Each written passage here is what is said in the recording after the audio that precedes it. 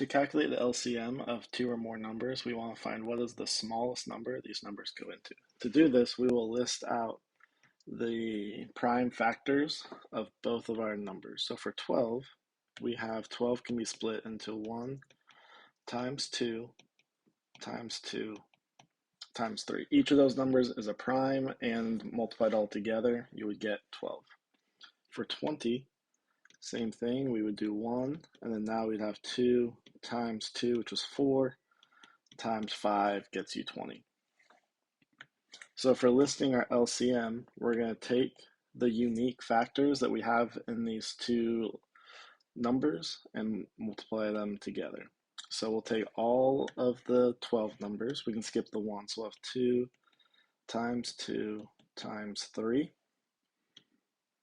And then for the blue numbers, what we're looking at is what unique factors have we not used? Well, we've already used this 2, which would be taking up that one. This 2 has also been already used once. So all we're left with is this 5. So we multiply these together and we get 2 times 2 is 4, times 3 is 6, or 12, times 5 is 60. If we do one more of these, this time we see we've already used 3 numbers. Let's say we've got 10, 30, and 45. We want to find what's the smallest multiple these all go into. Well, 10 can be broken up into 1 times 2 times 5, again, only using prime numbers.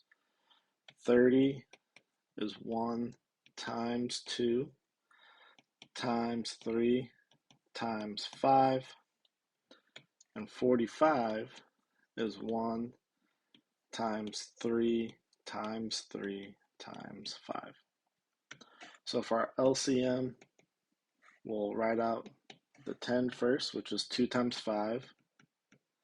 Then we look through our next set of 30. We've already used the 2, we've already used the 5, so we'll take the 3.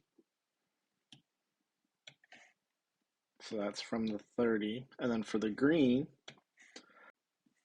the 5, we've already used the 3, so we also need that last 3.